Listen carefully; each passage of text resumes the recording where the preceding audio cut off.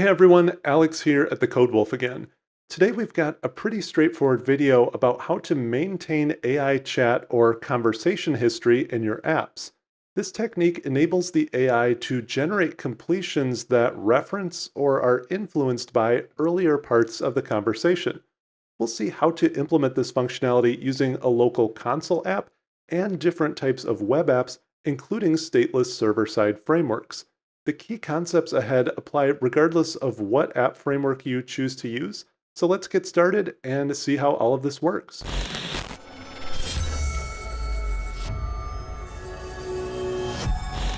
Please remember to hit subscribe to support the channel and to stay tuned for plenty more AI coding and cloud content. There's always more on the way. Okay, so a lot of the sample apps that you'll see out there look something like this, at least for a local app. So we get our endpoint and our key, and then we create our OpenAI client, whether that's Azure or just regular OpenAI. And then we get a chat client, and this allows us to manage a conversation back and forth with the AI. And so then we get a prompt from the user from the console.readline. We send that out to the AI to get a completion, and then we stream the response back as it writes that out for us. So if I were to run this app, this works just fine, but there's one issue with it when it comes to state. So if we were to say, hi, and it'll say hello, and if I say something like, tell me a joke, there's a joke for us, but now watch what happens when I say, can you repeat that? It's going to just say, of course, what would you like me to repeat? So it doesn't remember this amazing joke that it told about science. And that's because the AI doesn't inherently track any sort of state or session back and forth with the user. So if we close out of here, this is actually really easy to fix, at least in a local app. And we'll look at web scenarios more in a second. So first, all we have to do is create a history list. So we can say a new list of chat messages. So this is going to store our messages back and forth. And we already have our prompt here. So first we can say, chat history, and we'll add our prompt to that. And then instead of just passing in that one prompt to the AI, we can instead pass in this whole history object, and that'll include whatever messages that we added to it. Now, as we write out the response from the AI here, we'll also want to add that response or that completion to the chat history for future reference. So to do that, first we're going to want a string builder. So this will allow us to kind of just piece together what the AI is saying. So we've got our completion. And then while this is writing out to the console, we also want to append that to our completion. So we can say content part.text. And so our string builder is collecting those content parts for us, just like the console is. So here we're actually writing it out for the user, but here we're storing it for later use. So then down here, we can just say chat history dot add, and we'll pass in our completion there. And we actually need completion.toString since it's a string builder. So now that full response back from the AI will be stored there. And because this is all running locally in memory, this chat history object will persist. So we created that outside of our while loop. So as long as this while loop is going and as long as our app is running locally, it will remember this whole chat history in our variable here that will pass to the AI. So let's see what this looks like now when we run it. So if I were to say, tell me a joke, it actually gives us the same science joke back. And now if I say, can you repeat that? You can see it does remember which joke it told. And that's because it has that conversation for context and it can reference those messages that we stored. So this is great locally, but this is kind of an easy win when you're running locally where everything's just kept in memory and it's sort of one continuous process. But things start to get more interesting once we go out to the stateless world of the web.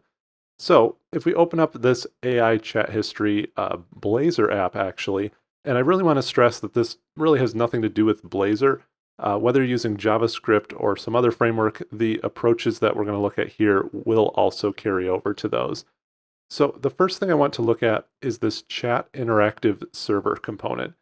And this is already set up essentially to replicate what we just created locally, but I want to highlight certain concepts here.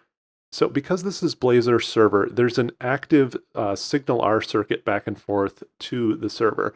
And that sort of simulates what you might get from a JavaScript app where everything is kind of stored in memory in the browser, and to some extent you have kind of working memory or state to work with until the page refreshes, of course, with a full page refresh.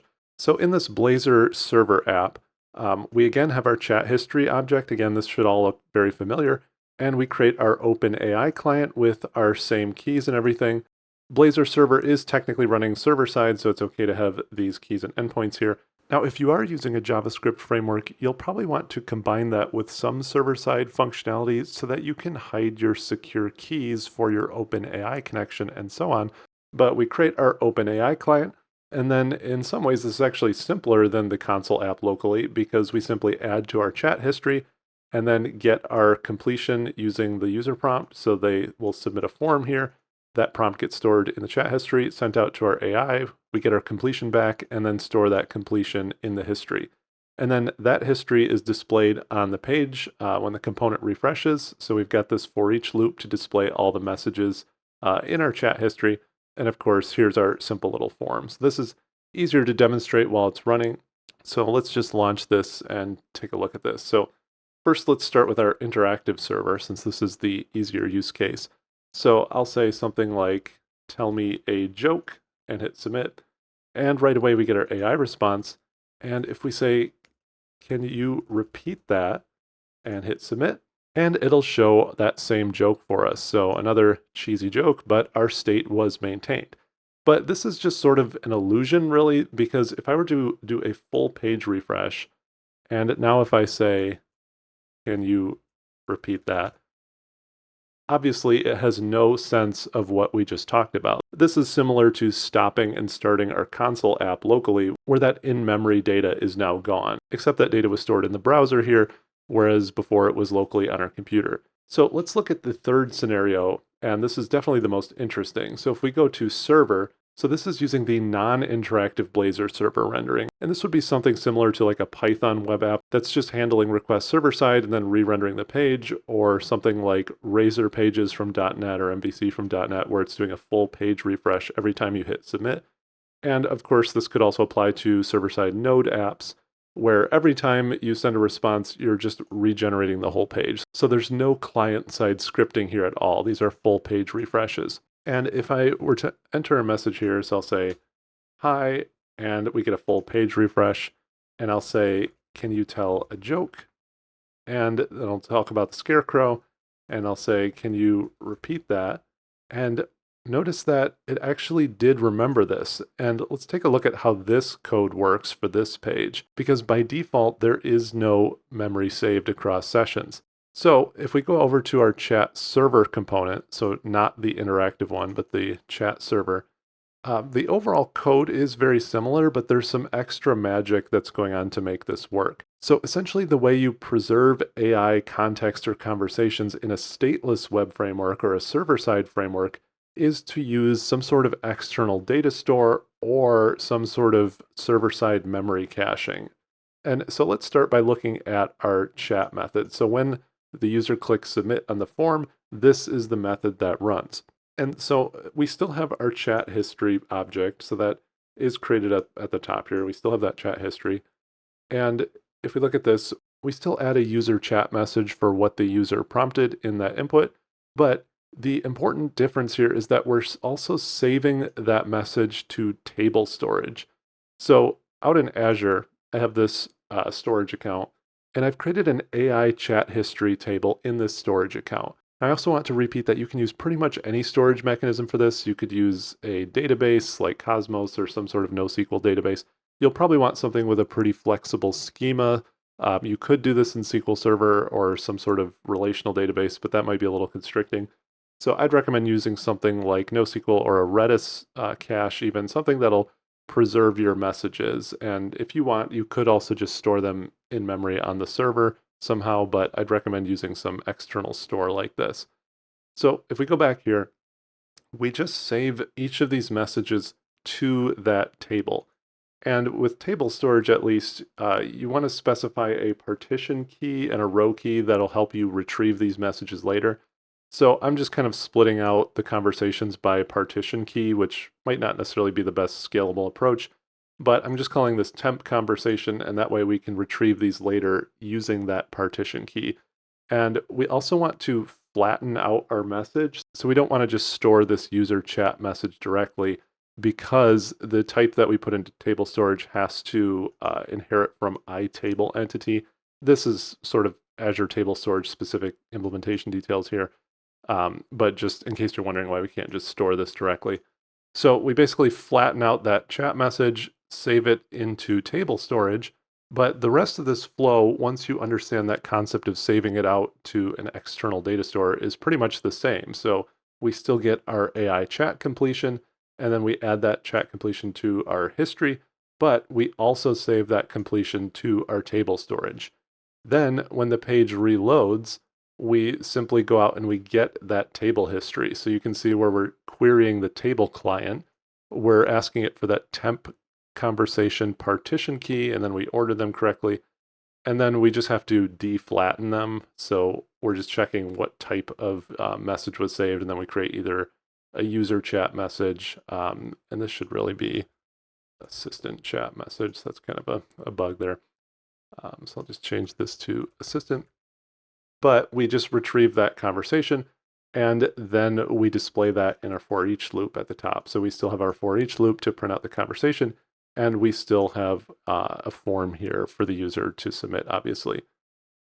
So that's how we get this conversation back and forth. Now, if you wanted user-specific chats, you could obviously tie those conversations to some sort of user ID, or you could have a button to just clear and create new chats that have some sort of identifier if you want multiple different chats that are stored and remembered in your data store. But the key takeaway here is just that when you're using a stateless web framework or architecture, you need to store out that chat history in some sort of data store, regardless of what technology you use. So hopefully this was valuable for you. It's pretty straightforward to store that chat history in context. You just have to think about the current architecture that you're working with, whether that's a console app or a web app, and make sure that you're storing this chat history in an appropriate way so that you can pass that to the AI. Now, I also want to mention you could take that table storage approach and apply it to a console app or to a client-side JavaScript app so that even though they remember this context while the app is running, they could also still remember it in between run. So for example, if we added that table storage functionality to this console app, you could stop and start the app and it would still remember that context because it's stored out elsewhere. You just have to always remember to store your chat history and retrieve it. So thanks so much for watching. Please remember to hit subscribe and the like button to support the channel, and I'll see you next time.